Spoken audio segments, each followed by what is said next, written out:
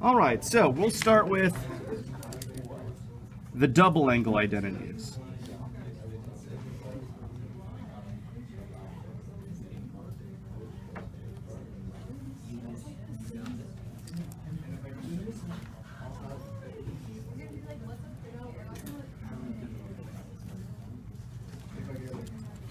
So with the double angle identities, all of these are going to be like sine, cosine, tangent, just like with the sum and difference identities. And these are actually just derivatives of those identities. Like if you had, we saw like with the sum identity, it's like sine of a plus b, right? Well, if you just had sine of a plus a, you could use the same formula. That would be the same thing as saying sine of 2a, right? So you'll see that these are kind of similar to what we had before, but because all the functions are going to be the same, or all the variables will be the same, they'll be much simpler to deal with. Okay. When we start getting into the examples, I'll explain a little bit more of what I mean by that. So here they are. Sine of 2 theta. So this is called a double angle identity, and this is something that you can use whether you're solving an equation or trying to do a proof or trying to evaluate an angle measure that's twice a given angle measure. You can use this identity. Sine of 2 theta is equal to 2 times sine theta cosine theta. You can actually prove this identity with the sum identity. It actually is the same thing, but just simplified. So that's the one for sine. For cosine, or you know what, I'm going to actually give you tangent first, because cosine we can write in a couple of different ways. So I'm going to give you the tangent double angle formula first. That would be 2 times tangent theta divided by 1 minus tangent squared theta. And you might notice this looks kind of like the tangent sum formula, and that's because it is. It's just if both of the angles are the same, it would simplify to give you this. Finally, we've got the cosine formula.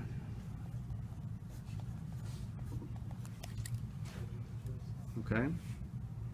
So there's a couple of different ways you can write this, and depending on what you're doing, one of these representations might be more useful than another. You'll see why they're all the same if you really have a good understanding of the Pythagorean identities, but it can be useful to just have all of these representations written down, kind of in the same way how if I tell you that like sine squared plus cosine squared equals 1, you could rearrange that to sort of meet the needs of your proof. So I'm going to sort of rearrange what this thing equals so that you have these options to meet the needs of whatever you're doing.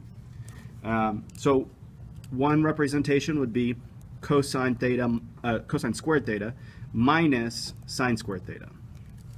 Okay, so that's one representation. There's going to be 3 of them. Okay, so you could say all 3 forms are equivalent. So what's kind of nice about this is you can actually use this to sort of prove one of these versus the other. So here are the other 2 forms. Like if I were to rewrite sine squared as 1 minus cosine squared and combine my like terms, I would get 2 cosine squared theta minus 1. Right? If I rewrote this as 1 minus cosine squared, combine my like terms, I'd get 2 cosine squared minus 1. Similarly, if I rewrote this cosine squared as 1 minus sine squared, I would get 1 minus 2 sine squared theta. So all 3 of these are equivalent. They're just being rewritten using the Pythagorean identities. So I wanted you to write them down just so that you don't have to think about that every time you want to use this identity. Now, like when you saw in this last quiz, I gave you all the sum and difference identities, and I'll give you the double angle identities too, but I might not give you all of these. I might give you one of these, and you would have to know that these are the same.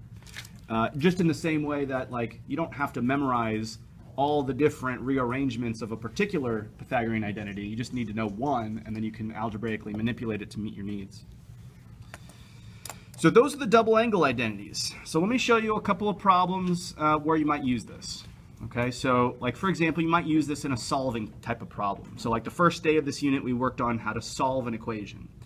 Well, if I were to give you, say, something like solve the equation 2 cosine x plus sine of 2x equals 0, one of the challenging things about this is that when you're solving an equation, you need all of the trig functions to be the same so that you can isolate it. So if you look at, you're just looking at this, you say, oh, I've got cosine and sine. I don't know how I'm going to simplify this. Well, if we've got cosine of 2x here, we can use the double angle identity for sine to rewrite sine of 2x in terms of cosine. So like we already have one way to rewrite sine in terms of cosine. Yeah, I'll show you up on the board. So we can rewrite this now as 2 cosine x plus 2 sine x cosine x. And you might be wondering, okay, well, hold up here. I didn't actually get rid of the sine at all. That's true, but I did get rid of the 2x. And so now all my arguments are the same. That's going to be helpful for later. So if I'm trying to solve this, if I had, and I'm going to go ahead and erase this in a minute, but if this was algebra 2 and I said, okay, well, 2x plus 2yx equals 0, what might be your first step to try to solve that? You could, when you say take out, factor out a 2x, right? So I could factor out that 2x, and that's exactly what I want to do up here, except I don't want to, I'm not going to factor 2x. What am I actually going to factor out? Yeah, 2 cosine x. So I'm going to factor out a 2 cosine x times 1 plus sine x. So what I have here are two factors whose product is 0, right? So I can use the zero product property and set each one of these factors, I'll even put parentheses around here to kind of help show that. I can set each one of these equal to 0 and then solve them individually.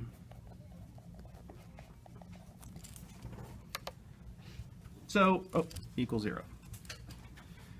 So each one of these is just going to take one step to isolate the trig function, and then we'll find the angle measures. So if I divide both sides of this by 2, I get cosine of x equals 0. And if I subtract 1 from either side here, I get sine of x equals -1. So let's start writing all the solutions here. So where is cosine, on the unit circle, where is cosine equal to 0? Okay, pi over 2. Okay, 3 pi over 2, and I think that's it. And where is sine equal to -1? Also 3 pi over 2. We don't need to write it again. We've already identified that as a solution, so it's just going to be a solution twice. Right? You don't need to write it again. So these are going to be the solutions that are on the unit circle.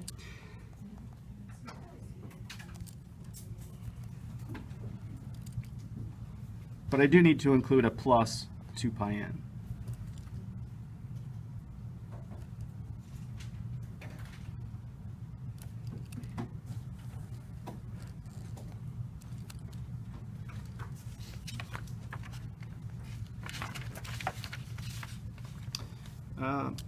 Any questions about that one?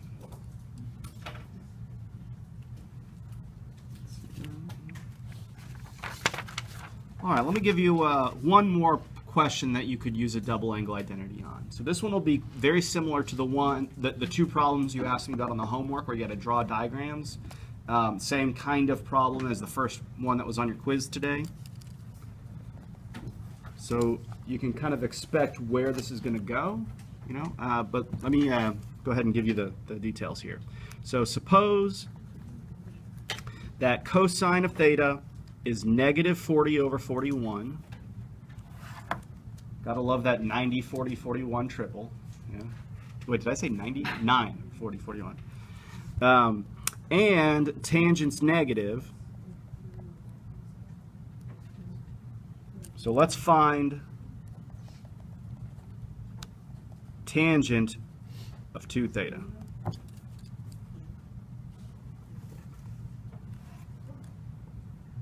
Now we've got a formula for tangent to 2 theta, in order to use that to evaluate this, what do you suppose we need to find?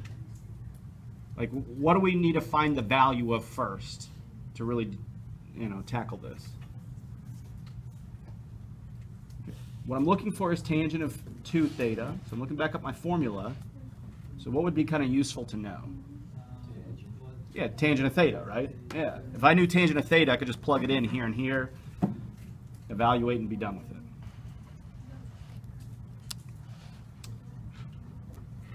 All right, so let's go ahead and figure this out. So cosine is negative 40 over 41, and tangent's negative. So that means that I must be in which quadrant? Yeah, quadrant 2. And I'm going to go ahead and label my sides, negative 40 and 41.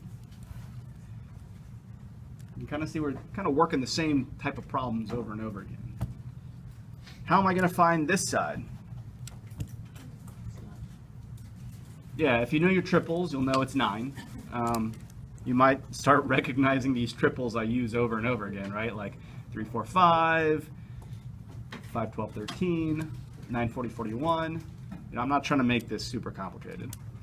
All right, so there's your triangle. So what is tangent of theta?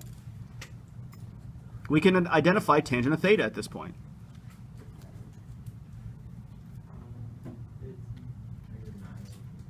Yeah, negative 9 over 40, right? So now I know the value of tangent, right? So I can go ahead and answer the question. Tangent of 2 theta equals 2 times tangent of theta. So I just figured out was not a negative 9 over 40 divided by 1 minus negative 9 over 40 squared. So that's probably something you're going to want to reduce in a calculator, I would imagine. You could probably do this by, well, let's see what we got here. Maybe we could do this by hand. I just talked myself out of it. So the numerator here, 2 times negative 9 would be negative 18 over 40 divided by 1 minus, this would be 81 over 1600.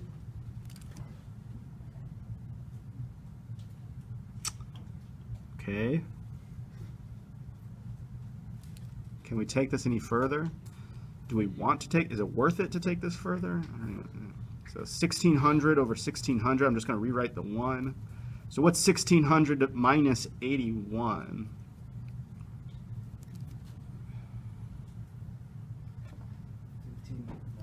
$15.19. Okay, so negative 18 over 40 divided by negative 1519 over 1600. This is becoming very messy. So negative 18 over 40 times 1600 over negative. This is where I'm kind of losing it. Yeah, we made it pretty far. I might let you use a calculator for this one. I think I might let you do that one. I don't know, 40 times 1,519. I don't think the arithmetic errors are worth keeping the calculator from you. So we'll just use some mathemagic here. We should get negative 720 over 1519.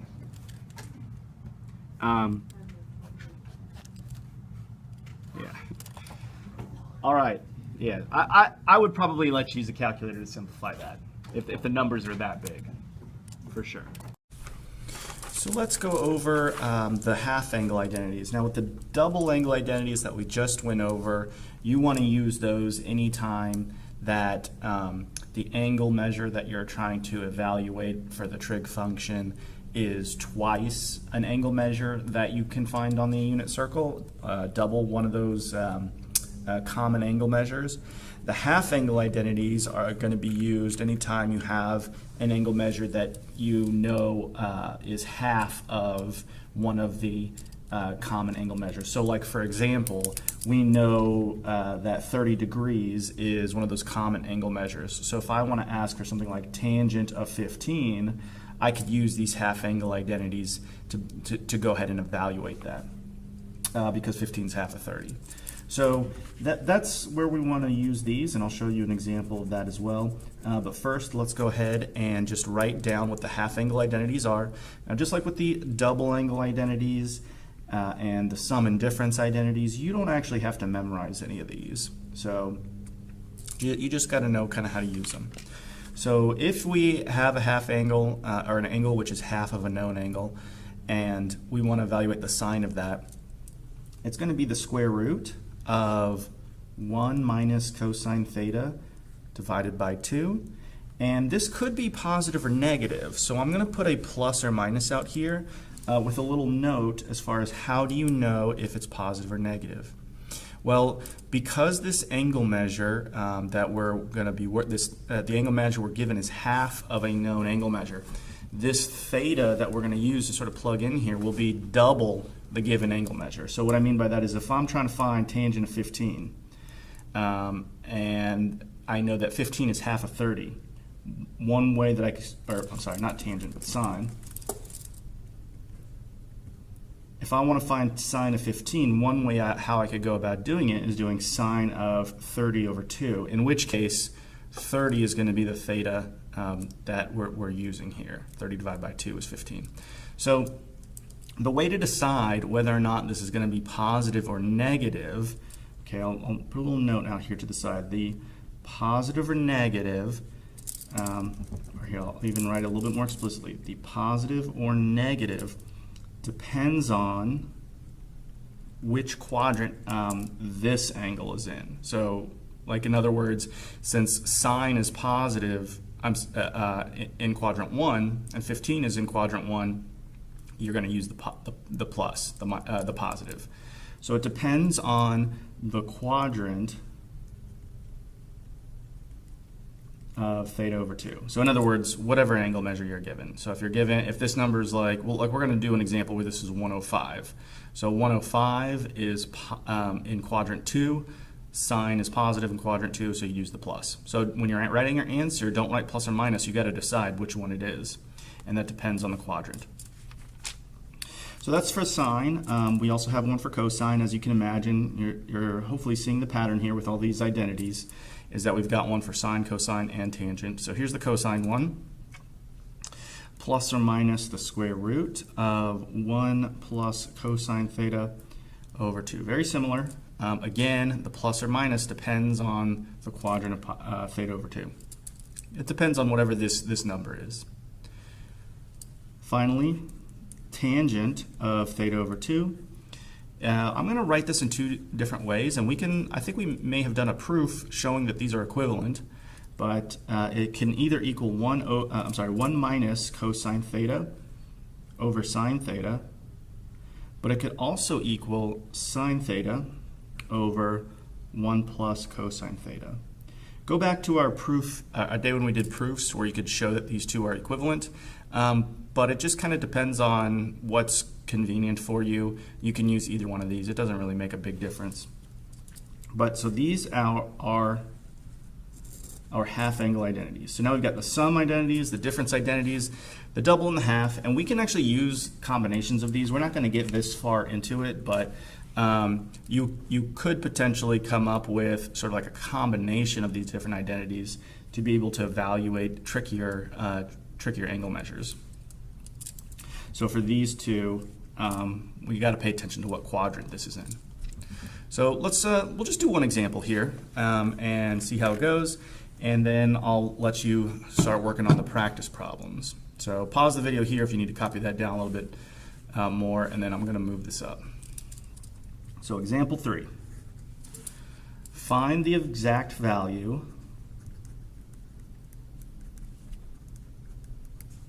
of sine of 105. So when you're trying to decide like which identity to use to evaluate this, you have a couple of options here. Sine 105 degrees, you can think of that as like Let me think about what. So like we could use potentially a sum formula because 45 plus 60 is 105, and I think that might have been one of our examples back on the day when we went over that.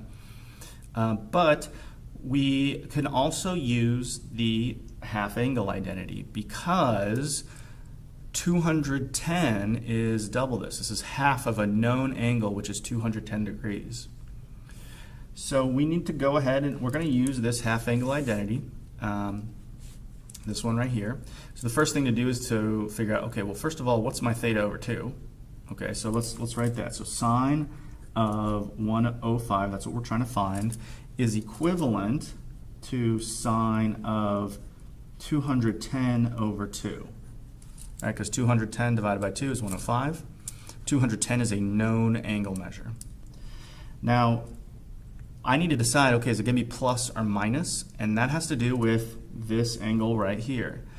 What quadrant is this in? So 105 is going to be just after 90 degrees. It's going to look something like this. That's in quadrant 2.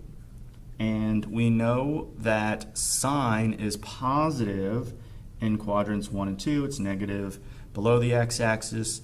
So since we're in quadrant 2, we know that we are going to use the plus here. So this number should be positive. Sine should be positive in that quadrant. So it's positive the square root of 1 minus cosine of 210 over 2. So now we want to actually evaluate that. This is where our unit circle is going to come into play. So cosine of 210 looks like negative root 3 over 2. It's right about there. Okay, so it's negative root 3 over 2. So this will be the square root of 1. It would be minus negative root 3 over 2. As we know, anytime you subtract a negative, that changes to positive. So we can go ahead and simplify that and say it's the square root of 1 plus, plus. No. Let's fix that. 1 plus square root of 3 over 2, all divided by 2. And that's fine. You can leave it like that. I know it looks pretty ugly. We've got fractions and fractions, square roots and square roots, but this is a good answer. That is the exact value of sine of 105. I won't go through all the steps here just for the sake of time, but if you did want to simplify, reduce this, I think the furthest you could really get would be the square root of 2 plus root 3 all over 2. This would be like if you were to rationalize and simplify and all that good stuff. You don't have to go this far, but I'll leave that as an exercise for you if you really want to test your simplifying and your rationalizing skills. See if you can go from here to here. But this is fine. This is good. So those are the half angle identities. I'm not going to go through all these because you're basically doing the same kind of thing here. You'll know to use these if you can think of an angle measure which is double the given one. So like I said, if you're given like sine of 15, okay, well 30 is a known angle, so I can use 30 over 2 and then use this. But a lot of times, you don't really have to use these half angle identities. A lot of times you can get away with using like a sum or a difference. So anyway, these are the half angle identities, and I'll do some more practice problems in the practice problem video.